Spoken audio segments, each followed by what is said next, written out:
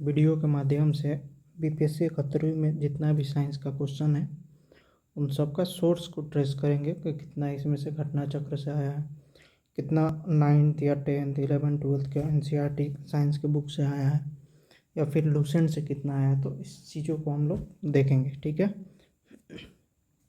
तो पहला क्वेश्चन हम लोग देखते हैं फिजिक्स का। तो देखिए, हम एक लकड़ी के बक्से को 200 न्यूटन बल लगाकर उसे नियत वेग से फर्श पर ढकेलते हैं तो सीमांत घर्षण बल क्या होगा।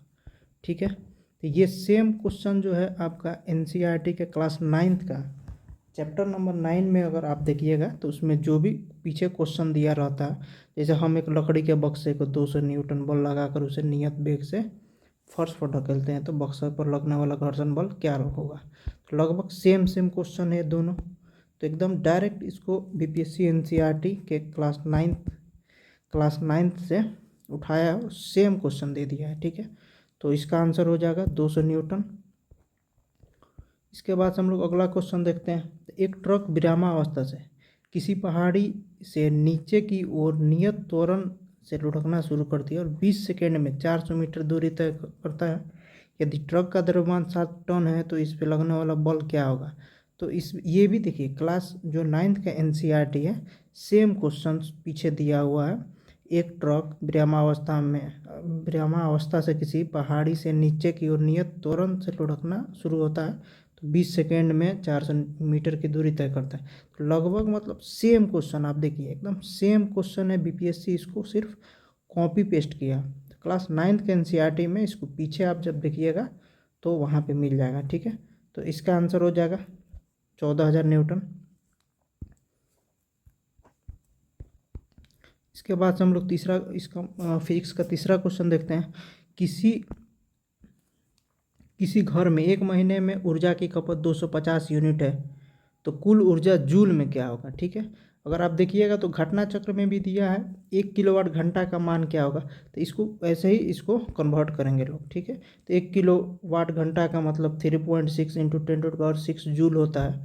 तो घटना चक्र में भी दिया है लेकिन एग्जैक्ट नहीं दिया है, तो इसको थोड़ा सा बनाना होगा। ठीक है, यही सेम चीज़ आप देखिएगा एनसीईआरटी के क्लास 10th में।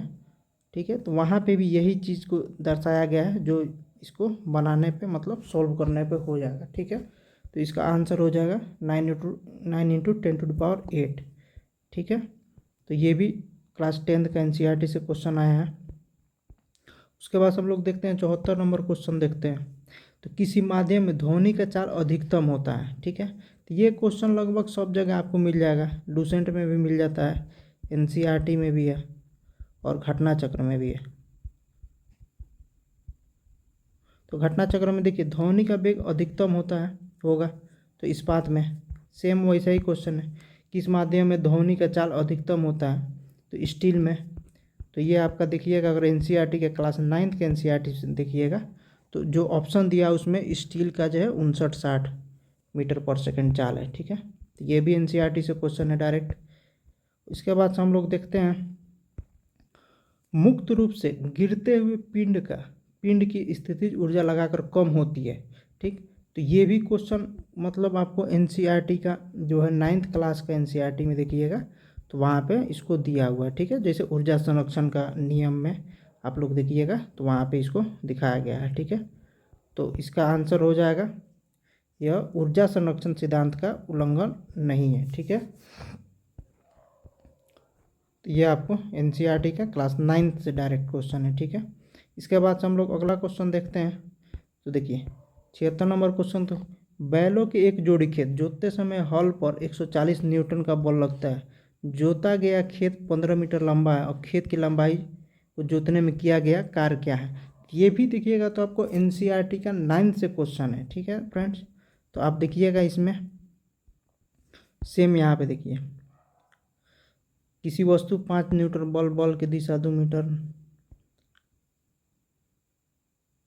लगभग, मतलब आप देखिएगा तो यहीं से ये भी क्वेश्चन है। ठीक है, तो ये भी बन जाएगा, मतलब W बराबर F/S होता है तो इसी फॉर्मूला पे आप अगर लगाइएगा तो ये बन जाएगा W बराबर F/S। ठीक है, तो ये भी आपका क्लास 9th में दिया हुआ है। ठीक है, तो इसका आंसर हो जाएगा आपका 2100 जूल। ठीक है, इसके बाद से हम लोग देखते हैं 78 नंबर क्वेश्चन। 78 नंबर क्वेश्चन को अगर हम लोग देखते हैं तो देखिए, निम्नलिखित में से कौन सा पद विद्युत परिपथ में विद्युत शक्ति को निरूपित नहीं करता है। ठीक है, तो ये आपका क्वेश्चन डायरेक्ट एनसीईआरटी से दिया है। निम्नलिखित में से कौन सा पद विद्युत परिपथ को विद्युत शक्ति को निरूपित नहीं करता। एकदम सेम टू सेम क्वेश्चन है। क्लास 10th का एनसीईआरटी में जब आप खोलिएगा तो वहाँ पे पीछे जो क्वेश्चन प्रैक्टिस के लिए दिया रहता है, ठीक है, तो वही है सेम। ठीक है, तो इसका आंसर हो जाएगा ए, IR² नहीं होता है। अब इसको अगर आप घटना चक्र में भी देखिएगा तो थोड़ा मतलब लगभग सिमिलर ही है, यानी P बराबर VI ऐसे घटना चक्र में भी दिया है। तो डायरेक्ट तो नहीं कह सकते हैं, लेकिन मतलब है। जैसे P बराबर V²/R, यहाँ पे हो जाएगा PVI हो जाएगा। तो मतलब डायरेक्ट तो नहीं है, लेकिन इनडायरेक्ट है। तो घटना चक्र और क्लास 10th का एनसीईआरटी में भी दिया हुआ। अब देखिए, लघु पाथन यानी लघु पाथन के समय परिपथ में विद्युत धारा का मान क्या होता है। तो इसको आप अगर क्लास 10th का एनसीईआरटी देखिएगा तो वहाँ पे भी सेम क्वेश्चन दिया, लघु पथन के समय परिपथ में विद्युत धारा का मान क्या होता है। तो ये बहुत अधिक बढ़ जाता है। ठीक है, तो यहाँ पे भी ऑप्शन सी, मतलब सी। अब मतलब ऑप्शन भी एकदम सेम है, क्वेश्चन भी एकदम सेम, मतलब एकदम डिट्टो कॉपी एनसीईआरटी का क्लास 10th से किया हुआ है क्वेश्चन। ठीक है, 80 नंबर अगर हम क्वेश्चन देखते हैं तो उपकरणों को विद्युत आघात से बचाने वाली युक्ति है। ठीक है, ये तो बेसिक क्वेश्चन है। फ्यूज, या आपको घटना चक्र में भी मिल जाएगा और लूसेंट में भी मिल जाएगा। तो आप देखिएगा यहाँ पे जैसे फ्यूज का सिद्धांत है, या फिर यहाँ पे दिया है मेन फ्यूज वाला क्वेश्चन है। तो ये लगभग सिमिलर क्वेश्चन है, तो डायरेक्ट तो नहीं है लेकिन है क्वेश्चन। तो आपको क्लास 10th का एनसीईआरटी में है और लूसेंट में भी है और घटना चक्र में भी है। ठीक है, उसके बाद से हम लोग देखते हैं ये क्वेश्चन, पौधों में जाइलम निम्नलिखित कार्य के लिए जिम्मेदार है। ठीक है, तो मेनली आप लोग जानते हैं कि जाइलम पानी और घुले हुए खनिजों का परिवहन करता है। तो ये आपको घटना चक्र में भी दिया है, पौधे का पानी पहुँचाया जाता है। ठीक है, तो जाइलम द्वारा। और यहीं आप एनसीईआरटी में देखिएगा तो पादप में जाइलम उत्तरदायी है जल का वहन करने के लिए। तो लगभग एनसीईआरटी का क्लास 10th का एनसीईआरटी है साइंस, उसमें भी दिया है, लूसेंट में भी दिया, घटना चक्र में भी दिया, और बीपीएससी का खुद का PYQ में भी दिया है। ठीक है, ये क्वेश्चन। इसके बाद से हम लोग देखते हैं समतल दर्पण की फोकस दूरी होती है। तो ये क्लास 10th का आप जब लाइट चैप्टर पढ़िएगा तो उसी में दिया है कि समतल दर्पण की फोकस दूरी अनंत होती है। ठीक है, समतल इसलिए फोकस दूरी अनंत होती है। ठीक है, तो ये भी क्लास 10th का ही एनसीईआरटी से दिया हुआ है। 81 नंबर अगर हम लोग क्वेश्चन देखते हैं तो 0.1 NaCl समाधान का pH मान है लगभग। तो आप एनसीईआरटी का जब क्लास 11th का केमिस्ट्री खोलिएगा तो उसमें चैप्टर नंबर 2 में देखिएगा तो इसको दिया है स्ट्रॉन्ग एसिड pH कैलकुलेशन दी जाती है। तो इसको आप इस फॉर्मूला पर रख के बनाइएगा तो ऑप्शन बी आएगा, यानी एक आएगा। तो ये आपको क्लास एनसीईआरटी 11th का चैप्टर 7 में दिया हुआ है। ठीक है, इसके बाद से हम 82 नंबर क्वेश्चन देखते हैं, नीचे से रात में चमकने वाले वर्णक के रूप में कौन सा यौगिक जाना जाता है। ठीक है, तो यूरोपियन डोप्ड स्ट्रोटियम एल्यूमिनेट। ठीक है, तो आप एनसीईआरटी का जब 12th का किताब खोलिएगा चैप्टर 1 द सॉलिड स्टेट, तो उसी में दिया आपको phosphorescence is shown by ZNS doped with Cu and SrAl2O4 doped with U, these are use glow in the dark pigment. ठीक है, तो मतलब बेसिकली ये लाइन यह बताना चाहता है कि यूरोपियन डोप्ड स्ट्रोंशियम एल्यूमिनेट अंधेरे में चमकने वाला वर्णक है। ठीक है, तो इसका आंसर बी हो जाएगा। इसको आप लोग क्लास 12th के चैप्टर 1 में देख सकते हैं। अच्छा, 83 नंबर क्वेश्चन को अगर हम लोग देखते हैं तो स्मार्ट फिल्म के लिए किस सामग्री का उपयोग किया जाता है। देखिए, इसका भी चर्चा आप क्लास 12th के एनसीईआरटी में चैप्टर 1 में ही है, द सॉलिड स्टेट में। Indium tin oxide is used as a transparent conducting oxide in device like LCD, smart windows and touch panel. ठीक है, तो इसका आंसर भी हो जाएगा इंडियम टिन ऑक्साइड। ठीक है, तो ये 12th का चैप्टर 1 में दिया हुआ है एनसीईआरटी का। इसके बाद हम लोग 84 नंबर क्वेश्चन देखते हैं। तो कार्सिनोमा के उपचार के लिए किस धातु यौगिक का उपयोग किया जाता है। देखिए कार्सिनोमा बेसिकली कैंसर है, ठीक है। तो इसका आप अगर क्लास 12 का एनसीईआरटी का चैप्टर 9 खोलिएगा तो उसमें बेसिकली यही सा एकदम दिया है फिगर। तो कार्बोप्लाटिन एंटी कैंसर ड्रग, ठीक है। Carboplatin use to treat various type of cancer. It is a chemotherapy drug that content platinum, ठीक है। तो यहाँ पे बेसिकली बताना चाह रहा है कि ये प्लेटिनम होता है, ठीक है। तो ऑप्शन बी हो जाएगा, यानी क्लास 12 का चैप्टर नंबर 9, ठीक है, केमिस्ट्री का। अब देखिए 85 नंबर क्वेश्चन अगर हम लोग देखते हैं तो गर्भ निरोधक गोलियों में किस यौगिक का उपयोग किया जाता है, ठीक है। तो आप जब क्लास 12 एनसीईआरटी क्लास 12 का चैप्टर 4 खोलिएगा रिप्रोडक्टिव हेल्थ, तो उसी में दिया है, डायरेक्ट तो नहीं दिखा है, लेकिन लेवोनोगेस्ट्रल जो है यह एक सिंथेटिक प्रोजेस्टिन हार्मोन है जिसका उपयोग गर्भनिरोधक गोलियों में व्यापक रूप से किया जाता है। यह ओव्यूलेशन को रोककर गर्भाशय की परत को बदलाव लाकर गर्भावस्था को रोकता है। तो क्लास 12 का एनसीईआरटी में चैप्टर 4 खोलिएगा तो उसी में इसके बारे में अच्छा से दिया हुआ है, ठीक है। ये सब एनसीईआरटी का ही लाइन है। अब देखिए तेल को गैल्वनाइज्ड आयरन पार्ट में क्यों नहीं रखा जाता है, ठीक है। ये भी आप जब 12 का चैप्टर 4 खोलिएगा एनसीईआरटी का तो उसी में दिया है प्रिवेंशन ऑफ कोरोजन, ठीक है। तो उसी में दिया हुआ है। तो आप जब इसको खोलिएगा तो आपको दिख जाएगा इसमें पूरा इसके बारे में, यहाँ पे डिटेल्स दिया हुआ है, ठीक है। जैसे जेडन यानी जिंक तेल अम्लीय पदार्थों को प्रतिक्रिया कर जहरीले यौगिक बनाता है, ठीक है। इससे तेल भोजन की गुणवत्ता घटती है, कंटेनर पर भी जंग लग जाती है, ठीक है।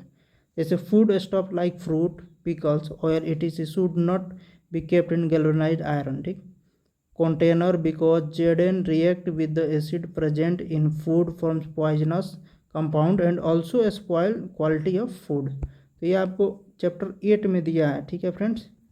चैप्टर 8 में आप देखिएगा तो इसको अच्छा से दिया हुआ है। जैसे द डी ब्लॉक एलिमेंट को आप खोलिएगा 12 का तो उसी में दिया है इसके बारे में, ठीक है। उसके बाद से हम लोग देखते हैं ऑक्टेन रेटिंग बढ़ाने के लिए किस यौगिक का उपयोग किया जाता है। तो ऑक्टेन रेटिंग को बढ़ाने के लिए हम लोग बेसिकली टेल यानी टेट्रा एथाइल लेड का प्रयोग करते हैं। Stand in the tetra ethyl lead also know as tetra ethyl lead and is an organ lead compound with the formula where the lead formula is PB, ठीक है। तो इसका हो जाएगा tetra ethyl lead, option C हो जाएगा। तो ये आपको क्लास 12 का चैप्टर नंबर 12 में इसके बारे में दिया हुआ है, ठीक है। उसके बाद हम लोग देखते हैं PHBB बायोडिग्रेडेबल पॉलीमर का पूर्ण रूप क्या है, मतलब इसका फुल फॉर्म ही पूछना चाह रहा है। ये भी आप एनसीईआरटी का 12 का चैप्टर 15 खोलिएगा तो उसी में दिया है PHBH is a copolymer of 3 hydroxy butanoic acid and 3 hydropentanoic acid. It is biodegradable used in packing, orthopaedic device and control drug release, ठीक है। तो इसका ऑप्शन सी हो जाएगा। तो एनसीईआरटी के 12 के चैप्टर 15 में दिया हुआ है, ठीक है। इसके बाद से हम लोग देखते हैं तो हार्मोन किसके द्वारा स्रावित होते हैं, ठीक है। तो ये आपका चैप्टर 12 में दिया है, सॉरी एनसीईआरटी के 12 में दिया है। तो एनसीईआरटी के चैप्टर नंबर 11 में दिया है, माफ़ करिएगा 11 में दिया है चैप्टर 22 में, ठीक है। Chemical coordination and integration chapter में दिया है। तो इसका मतलब दिया है the endocrine gland are ductless gland, their secretion are hormones which are poured directly into the blood and transported to the site of action. यानी अंतःस्रावी ग्रंथियाँ वहीना रहित होती है, इसमें मतलब नली नहीं होती है, डक्टलेस। इनके स्राव हार्मोन कहलाते हैं, ये सीधे ब्लड में स्रावित किया जाता है, ठीक है। तो इसका हो जाएगा आपका इंडो यानी अंतःस्रावी ग्लैंड, ठीक है। तो ये आपका दिया है 11 का चैप्टर नंबर 22 में, ठीक है। 90 नंबर क्वेश्चन को हम लोग देखते हैं। तो निम्नलिखित में से कौन सा शब्द हर्पिस सिप्लेक्स वायरस और मानव के बीच बातचीत को दर्शाता है। ये भी आपको एनसीईआरटी के 12 में जब जाइएगा तो चैप्टर नंबर 13 में पढ़िएगा। जीवाणु और मानव स्वास्थ्य, ठीक है। तो उसी में दिया है कि परजीविता यानी पैरासिटिज्म में एक जीव परजीवी दूसरे जीव पोषण के ऊपर उसके भीतर रहकर पोषण प्राप्त करता है और उसे हानि पहुंचाता है। वायरस परजीवी का प्रमुख उदाहरण है क्योंकि यह केवल मेजबान होस्ट कोशिका के भीतर ही जीवित रहता है। तो इसका ऑप्शन बी हो जाएगा, जो आपको 12th के एनसीईआरटी में चैप्टर नंबर 13 में दिया है। इसके बाद हम लोग 91 नंबर क्वेश्चन को देखते हैं। तो संक्रमण के जवाब में बनने वाली पहली इम्यूनोग्लोबिन की श्रेणी कौन सी है? तो ये आपको एनसीईआरटी का 12th का चैप्टर 8 खुलिएगा, तो उसी में इसके बारे में दिया हुआ है, ठीक है। तो इसका आंसर हो जाएगा ऑप्शन सी। उसके बाद से 92 नंबर क्वेश्चन हम लोग देखते हैं। तो जैविक झिल्ली बायोलॉजिकल मेम्ब्रेन किससे बनी होती है, ठीक है। तो इसका ऑप्शन ए हो जाएगा, लिपिड और प्रोटीन के विभिन्न संयोजन जो प्रत्येक प्रजाति, कोशिका प्रकार और अंग के लिए विशिष्ट होते हैं, ठीक है। तो यहाँ पे आप जब देखिएगा 11th का चैप्टर 8 सेल चैप्टर खोलिएगा, तो उसी में इसके बारे में अच्छा से दिया हुआ है, ठीक है। इसके बाद से 93 नंबर क्वेश्चन हम लोग देखते हैं। निम्नलिखित में से कौन सा एक नॉन सेंस कोडन है? नॉन सेंस कोडन का मतलब होता है स्टॉप कोडन, यानी जिससे कोडन नहीं होता, ठीक है। तो ये सब जो है UAG, UGA, UAA, ये सब नॉन कोडन या स्टॉप कोडन श्रृंखला है, ठीक है। तो इसका ऑप्शन बी हो जाएगा, एनसीईआरटी के 12th में चैप्टर 5 में दिया हुआ। विलुप्त होने के खतरे में पड़ी प्रजातियां कहलाती हैं। तो ये बेसिकली क्लास 8 का साइंस से चैप्टर 7 से दिया हुआ है, वन्य जीव एवं संरक्षण का संवर्धन। तो ये एनसीईआरटी का है, लेकिन ज्योग्राफी का भी क्वेश्चन है और साइंस का भी क्वेश्चन है, ठीक है। तो इसका ऑप्शन सी हो जाएगा। ये मतलब ज्योग्राफी और साइंस दोनों में ही आता है। इसके बाद हम लोग 95 नंबर क्वेश्चन देखते हैं। निम्नलिखित में कौन सा एक खरीफ फसल है? खरीफ फसल का मतलब ये ज्योग्राफी का बेसिकली क्वेश्चन है, लेकिन क्लास 10th का जब आप ये जो है 10th का ज्योग्राफी है उसी में इसके बारे में दिया हुआ है, ठीक है। तो ये बेसिकली साइंस का क्वेश्चन नहीं है, लेकिन फिर भी दिया है बीपीएससी साइंस में इसको ऐड करके। तो क्लास 10th का ज्योग्राफी में दिया है, ठीक है। तो इसका आंसर हो जाएगा ऑप्शन बी, गन्ना। उसके बाद से 96 नंबर हम लोग क्वेश्चन देखते हैं। पौधों में जाइलम निम्नलिखित कार्य के लिए जिम्मेदार है। तो ये घटना चक्र 11th का एनसीईआरटी में चैप्टर 6 में दिया हुआ है। तो ये मेनली बी आंसर हो जाएगा इसका, लूसेंट में भी है। उसके बाद 97 नंबर क्वेश्चन देखते हैं हम लोग। पौधों में के वर्गीकरण में संवहनीय ऊतक यानी वेस्कुलर टिश्यू की विशेषताओं का उपयोग करने वाले पहले व्यक्ति कौन थे? तो ये सिर्फ आपको एनसीईआरटी में दिया है, ठीक है। क्लास 11th का जीव विज्ञान जब पढ़िएगा चैप्टर 5 पादप जगत का वर्गीकरण, तो वो उसी में दिया है इसके बारे में। तो यानी इसका हो जाएगा एपी डे कोंडले, ठीक है। तो ऑप्शन सी हो जाएगा आंसर, ठीक है। एपी डी कोंडले ने वर्गीकरण में वेस्कुलर ऊतक तथा अन्य अंगों की संरचना को आधार बनाया था। तो ऑप्शन सी हो जाएगा। इसके बाद से 98 नंबर क्वेश्चन हम लोग देखते हैं। आम में हम जो भाग खाते हैं वह आपको मध्य फलविती होता है। तो ये 11th का क्लास 11 का जो आप खोलिएगा एनसीईआरटी बायोलॉजी का, तो चैप्टर 5 में दिया हुआ है, ठीक है। आप यहाँ पे देख सकते हैं। तो आम का है जो मध्य फलविती हम लोग खाते हैं। इसके बाद से 99 नंबर क्वेश्चन, ये भी ज्योग्राफी का ही क्वेश्चन है और साइंस में भी है। तो संयुक्त राष्ट्र द्वारा 16 सितंबर को अंतर्राष्ट्रीय ओजोन दिवस घोषित किया गया था। यह इसलिए घोषित किया कि इस दिन 1987 में मॉन्ट्रियल प्रोटोकॉल के हस्ताक्षर की याद में मनाया जाता। तो ये आपको लूसेंट में भी है, घटना चक्र में भी है और एनसीईआरटी के क्लास 12th में भी है, ठीक है। तो 16 सितंबर हो जाएगा, ठीक है फ्रेंड्स। इसके बाद हम लोग 100 नंबर क्वेश्चन देखते हैं। तो माइकोराइजा संबंध में पौधे का लाभ है, ठीक है। तो ये आपको सिर्फ आपको 11th का एनसीईआरटी में मिलेगा बायोलॉजी में, जिसमें पौधों में पोषण जो चैप्टर है उसी में दिया है। तो माइकोराइजा का वर्णन है कि यह पौधों को फास्फोरस जैसे खनिजों के अवशोषण में मदद करता है और रोगाणुओं से सुरक्षा प्रदान करता है। तो फास्फोरस जैसे खनिजों को बेहतर अवशोषण करेगा और रोगों से सुरक्षा करता है। तो इसका ऑप्शन हो जाएगा डी, ठीक है। तो आप एनसीईआरटी के 11th का बायोलॉजी खुलिएगा तो उसी में दिया हुआ है, ठीक है। इसके बाद से हम लोग देखते हैं कि कौन से बुक से कितना क्वेश्चन रहा है। तो अगर हम लोग 9th का एनसीईआरटी से देखेंगे तो 5 क्वेश्चन है, 10th का एनसीईआरटी से 6 क्वेश्चन है और 11th के एनसीईआरटी से 5 क्वेश्चन है और 12th के एनसीईआरटी से जो है मतलब फिजिक्स केमिस्ट्री बायोलॉजी मिला के 12 क्वेश्चन दिया हुआ है। ठीक है, तो इसमें आपको 6 5 11 क्वेश्चन जो है इजी क्वेश्चन था। मतलब इसमें अगर आप जो ज्योग्राफी का सेक्शन भी जोड़ देते हैं तो लगभग 11-12 इजी क्वेश्चन था। इसमें से लगभग 18 क्वेश्चन टफ क्वेश्चन था, मतलब मॉडरेट भी नहीं था, टफ क्वेश्चन था। ठीक है, तो घटना चक्र से भी लगभग 5 क्वेश्चन है और लूसेंट से लगभग 4 क्वेश्चन दिया हुआ है। ठीक है, तो यही बीपीएससी का इस बार का साइंस का पैटर्न रहा है। उम्मीद करते हैं कि वीडियो आप सभी लोगों को अच्छा लगा होगा, तो वीडियो को लाइक कर दीजिए, सब्सक्राइब कर दीजिए। धन्यवाद।